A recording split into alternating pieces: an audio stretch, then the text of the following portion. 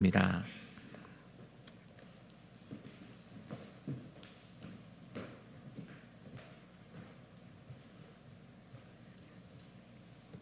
할렐루야. 예. 시편 150편 6절에 보면 호흡이 있는 자마다 여호와를 찬양할지어다 말씀을 했습니다. 오늘 이른 아침부터 하나님 앞에 나와서 주신 호흡으로 하나님 찬양하며 예배하는 모든 예배자들에게 하나님께서 예배를 통하여 주시는 은혜가 풍성하고 또 말씀을 통해서 우리에게 꼭 필요한 하나님의 은총을 더하여 주시기를 간절히 소원합니다. 제가 방금 소개를 받았으니까 간단하게 또 인사를 좀 드려야 될 것 같습니다. 개인적인 소개 이런 것보다는 사도 바울 서신서에 나오는 서두의 인사말로 인사를 한번 드리고 싶습니다.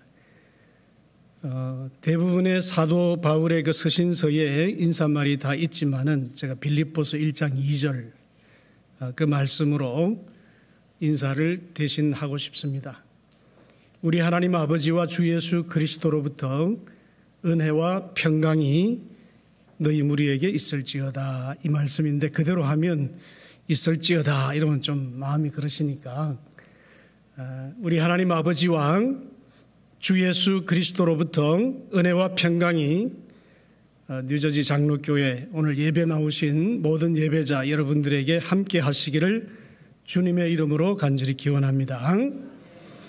이 시간에 저는 하나님께서 돌보십니다라는 제목으로 하나님의 말씀을 함께 나누려고 합니다.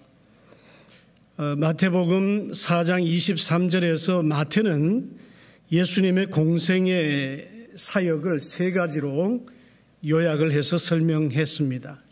첫째는 가르치시며, 둘째는 전파하시며, 복음을 전파하시며, 그리고 세 번째는 모든 병자와 모든 약한 자들을 고치시며, 그렇게 3대 사역을 소개했는데 오늘 우리가 받은 이 본문 말씀은 그 가운데 세 번째에 해당할 것 같습니다.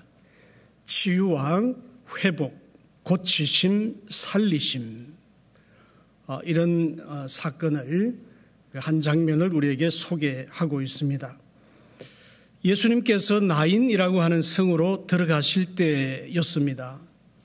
나인은 그 이름의 뜻이 아름다운이라는 의미가 있습니다. 매우 아름다운 동네였던 것 같습니다.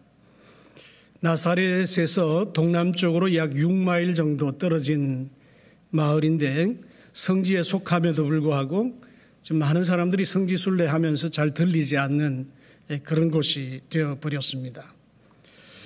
여하튼 이 나인이라고 하는 마을 입구에서 두 그룹의 사람들이 서로 만나게 되는 것을 우리가 봅니다. 그 한 무리는 예수님을 가운데 모시고 아름다운 동네 나인을 향하여서 들어가는 제자들과 수많은 무리의 사람들이었다. 그렇게 말씀합니다. 거기에는 예수님을 따르는 데에 들려주시는 말씀이 있습니다. 말씀 안에서 소망이 있습니다. 주님 베풀어 주시는 그 기대와 희망이 넘치는 그러한 그룹이 나인을 향하여 들어가고 있습니다. 다른 한편 반대편으로는 나인이라고 하는 마을에서 나오는 무리들이 있었습니다. 그들은 누굽니까? 한 젊은이의 죽음을 맞이하여 장례를 치르기 위해서 그 관을 중심으로 아름다운 마을로부터 점점 멀어져 가고 있는 사람들이었습니다. 그들에게는 죽음이 주는 이별의 아픔, 슬픔, 절망, 눈물, 점점 그 마을로부터 멀어져 가다가 끝내는 묘지로 향하고 말 그러한 그룹의 한 무리들이었습니다. 이 두 그룹이 어느 지점에서 서로 만나게 되지요. 놀라운 것은 이 두 그룹이 만남으로 인하여서 그 가운데 모시고 있던 예수님을 함께 가운데 모심으로 해서 그곳에는 기적 같은 역사가 일어났다는 것이죠. 예수님을 만남으로 죽은 자가 살아났습니다. 예수님을 만남으로 아픔이 치유가 되어지고 눈물이 거두어지고 다시 기쁨의 역사가 일어났습니다. 탄식이 변하여서 찬양이 되었습니다. 이제는 절망이 다 사라져가고 희망이 넘쳐나게 된 겁니다. 죽음이 물러가고 생명이 싹트게 되어진 것입니다. 정말 새롭게 변화되어지는 기적의 역사가 일어난 것입니다. 여기서 우리가 깨닫게 되어지는 한 가지 중요한 사실이 있습니다. 예수님을 만나는 것이야말로 세상 그 무엇과도 바꿀 수 없는 가장 귀하고 가장 좋고 가장 신령한 복이라고 하는 사실을 깨달을 수가 있는 것입니다. 여러분, 우리 자신에게 한번 다시 물어보십시다. 나는 정말 과연 생명의 주님을 깊이, 내면 깊이 나는 그 주님을 만났는가? 여러분, 주님을 만나셨습니까? 아멘이시라면 여러분은 세상에서 받고 누릴 수 있는 그 어떤 복보다도 가장 충만하고 가장 위대하고 가장 신령한 축복을 받은 사람인 것을 또한 믿으시기를 바랍니다. 이제 이 놀라운 역사의 그 현장으로 다시 한번 구체적으로 들어가 보기를 원합니다. 13절을 보시면 주께서 과부를 보시고 불쌍히 여기사 울지 말라 하시고 이 말씀이 있어요. 여기서 우리는 세 단어를 한번 주목해 볼 필요가 있습니다. 첫째는 주님께서 과부를 보셨다는 것입니다. 주님께서 보셨어요. 그 슬픔의 현장을 보셨다는 것이에요. 그 눈물을 흘리며 이별의 아픔 가운데 다리는 다 풀려가겠죠. 아름다운 동네로부터 아름다운 도성으로부터 점점 멀어져 가면서 그 절망 가운데 지금 가고 있는 그 무리들을 주님은 보셨는데 그 중에서도 가장 크게 절망하고 있을 어머니를 주님은 눈여겨보셨다. 주목하여 보셨다. 그렇게 말씀을 하고 있습니다. 그 어머니는 어느 누구도 위로해 줄 수 없는 사람입니다. 마을 사람들이 혹은 친척들이 주변에 있어서 함께 그 길을 가고 있지만은 그 어머니의 마음을 누구도 진정으로 위로해 줄 수는 없었던 그런 상황입니다. 그 여인의 아픔, 누구에게도 정말 마음의 체험을 받을 수 없고 위로를 받을 수 없는 그 여인을 주님은 눈여겨보셨다는 것이죠. 그녀의 아픔을. 두 번째는 불쌍히 여기사 그랬습니다. 주님은 그녀를 주목하여 보실 뿐 아니라 불쌍히 여기셨다. 이 불쌍히 여기셨다라고 하는 말씀에 헬라 원어는 스프랑케 니조마이라고 하는 단어입니다. 이 속에 있는 내장, 심장 이것의 제자리를 찾지 못하고 막 뒤엉키는 것이에요. 이 좋은 표현은 아니지만 우리말에 환장하겠네 말이에요. 안에 장이 한 바퀴 빙 뒤틀린다는 뜻이에요. 그게 바로 오늘 본문에 불쌍히 여겼다라고 하는 말씀의 의미인 것입니다. 저 여인의 아픔이, 저 여인의 눈물이, 슬픔이, 절망이 얼마나 크고 얼마나 극심하겠는가를 주님은 당신의 온 이 내장이 다 뒤틀리는 고통만큼 그것을 함께 느끼시고 충분히 이해를 해 주셨다. 그런 말씀입니다. pity, compassion이라고 그렇게 영어는 번역을 하고 있습니다. 세 번째, 주님은 울지 말라고 말씀하셨습니다. 울지 말라. 여러분, 우리도 가끔 운전을 하다 보면 이러한 행렬을 볼 때가 있습니다. 그러면 운전을 하다가 그냥 서행을 하거나 아니면 그냥 지나갈 때까지 좀 기다려주거나 그러고는 그냥 나의 볼일을 보러 이제 그냥 가는 것이죠. 아, 저 사람이 누굴까? 뭐 하다가 간 사람일까? 알 필요도 없고 하루 종일 뭐 일주일 내내 1년 내내 평생 그 사람을 기억해 줄 이유도 없고 그냥 지나가면 잊어버리는 것입니다. 그렇잖아요. 나와 아무런 상관이 없을 때 더더욱 그렇습니다. 그런데 오늘 본문에서 우리 주님은 이전에 만난 적도 없는 사람, 도와달라고 요청하지도 않았던 사람인데 그냥 지나가는 사람들일 뿐인데 그들을 눈여겨보셨고 그들을 불쌍히 여겨주셨고 가장 큰 아픔 중에 있을 이 여인에게 울지 말라고 친히 말씀해 주셨습니다. 이것이 우리 주님의 마음이지요. 우리 주님의 마음이에요. 울지 말라는 이 말씀 속에는 또한 우리 주님의 능력이 담겨져 있는 것입니다.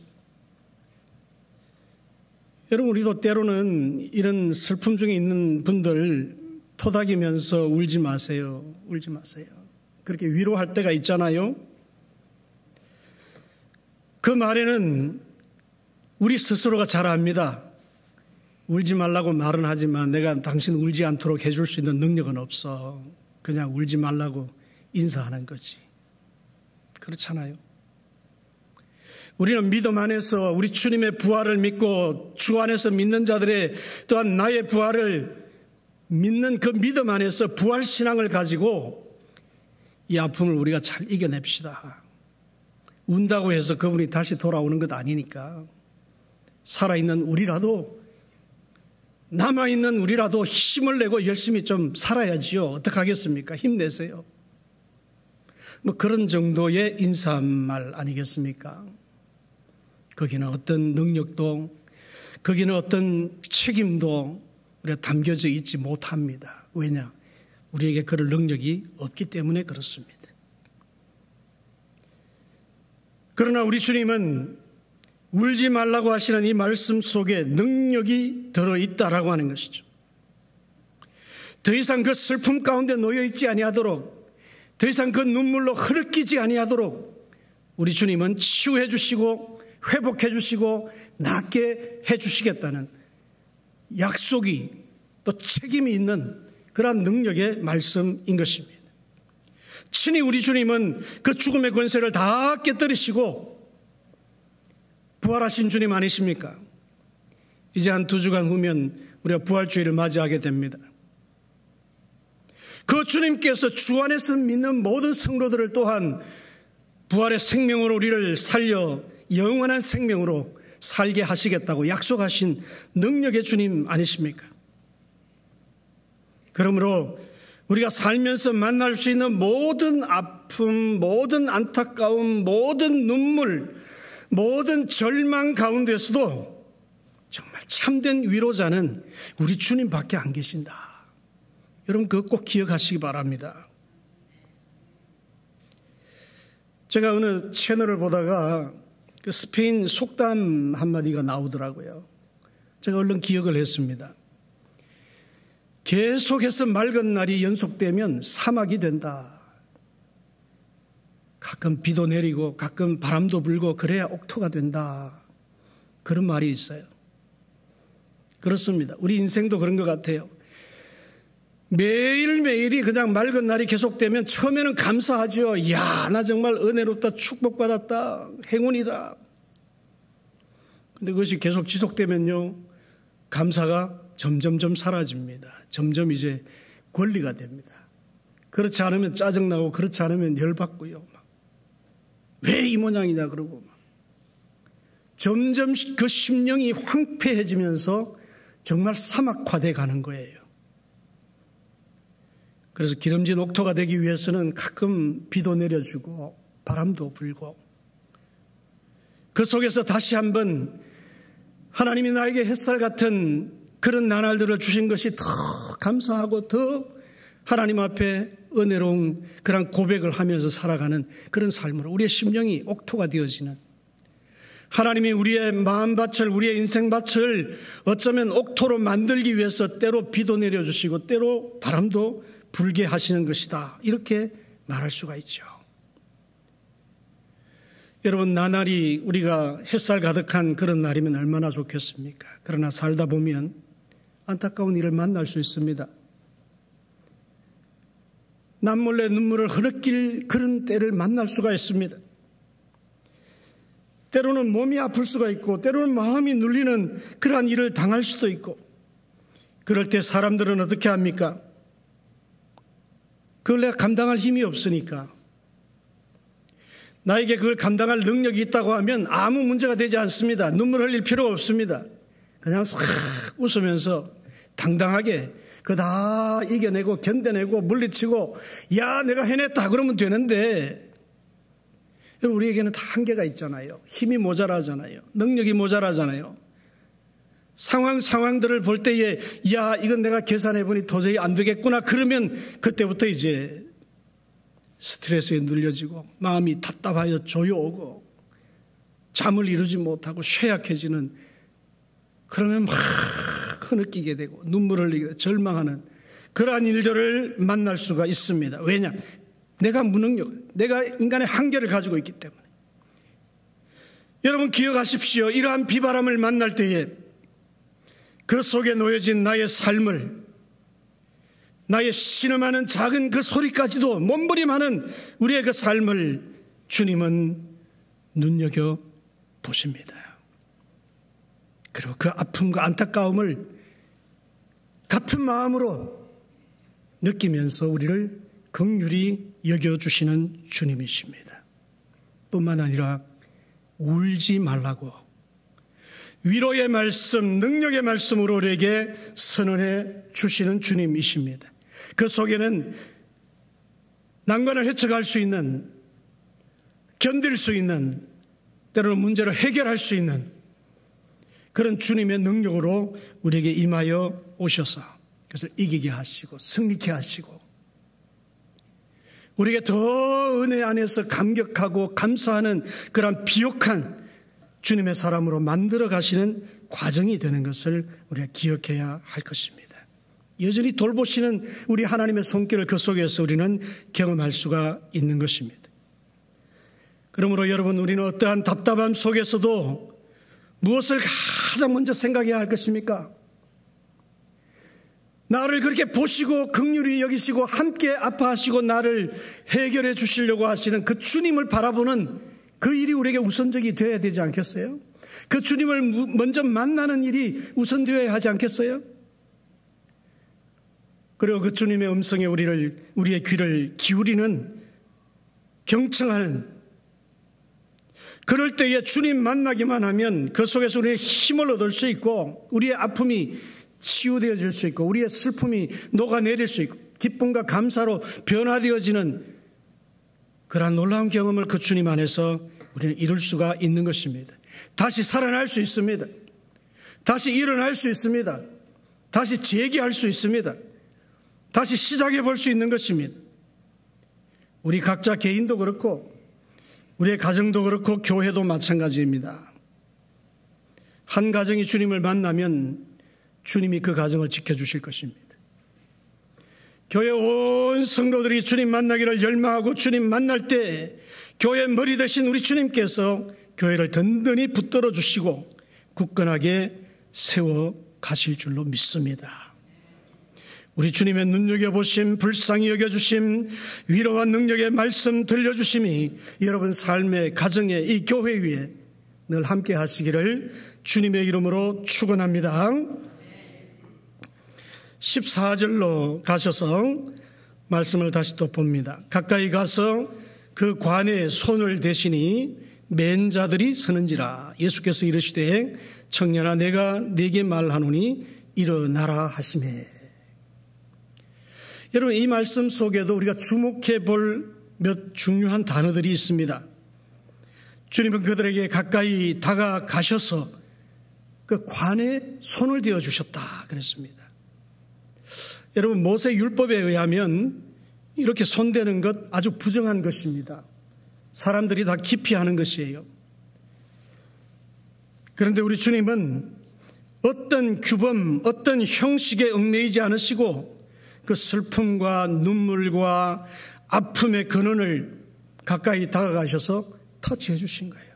다루어 주시는 거예요. 만져 주시는 것입니다. 그리고 그 청년에게 일어나라고 말씀하셨습니다. 여러분 지금 이 청년이, 이 젊은이가 어떤 상태에 놓여 있습니까? 이미 이 카페인 안에 들어가 있잖아요. 어떤 말도 들을 수가 없는 상황입니다. 들리지 않는 상황이에요. 지금 끝났어요. 이상하잖아요. 근데 주님은 마치 그가 들을 수 있는 사람인 것처럼 일어나라, 이렇게 말씀을 하시고 계세요. 왜 이렇게 하실까요?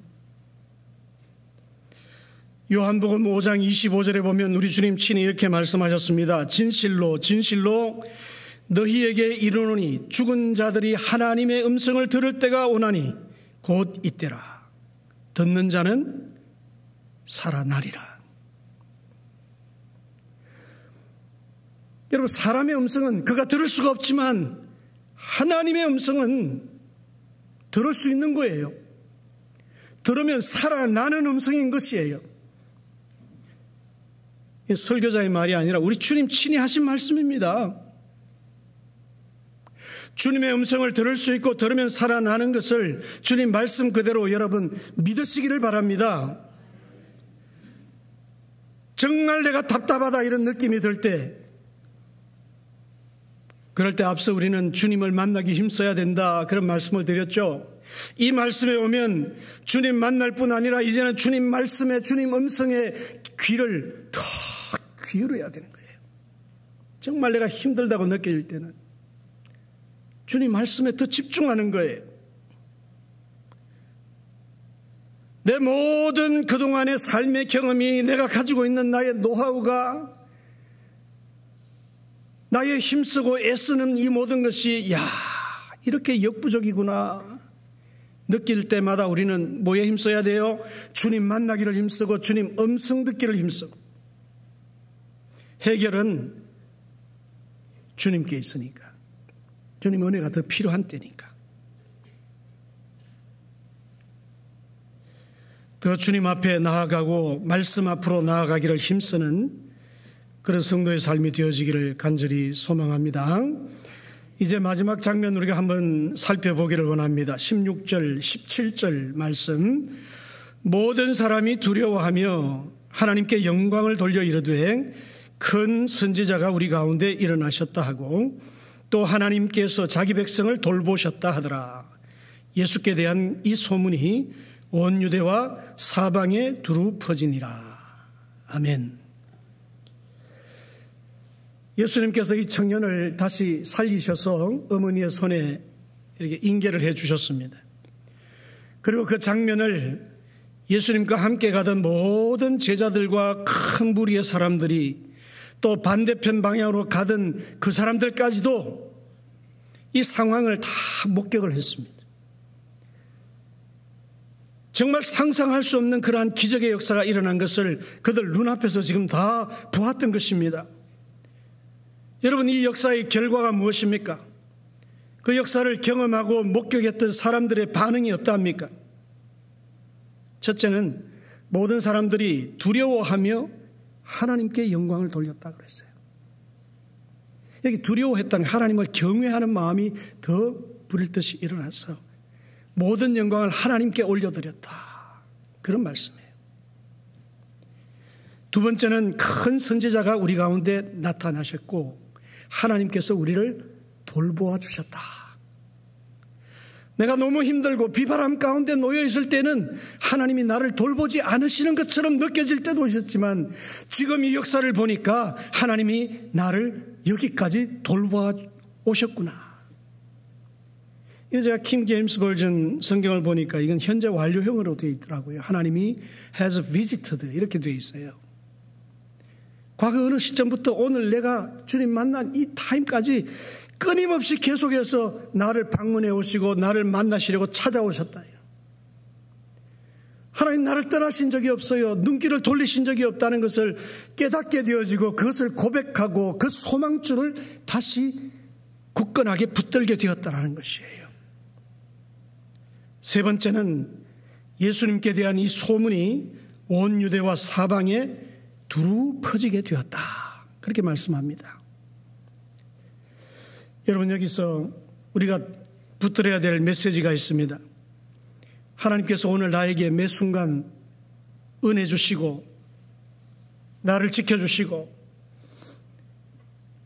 때로는 나에게 기적과 같은 역사를 베풀어 주시기도 하고, 때로는 비바람 몰아치는 듯한 그런 환경을 지나지만 내 마음을 더 겸손하게, 내 마음을 더 비옥한 옥토의 땅으로 만들어 가시는 그 하나님의 손길을 느낄 때마다 그 은혜 안에서 우리는 어떻게 반응해야 되느냐? 오늘 본문에서 우리는 그대로 깨달을 수가 있는 것이에요. 하나님의 역사를 보면서, 주님의 역사를 보면서 주님의 이름을 앞세워 나의 이름을 드러내려고 하는 것은 하나님께서 원하시지 않는 것입니다. 하나님 주신 그 은혜를 이용해서 자신의 이득을 취하려고 하는 것도 역시 하나님은 원하지 않으시는 거예요.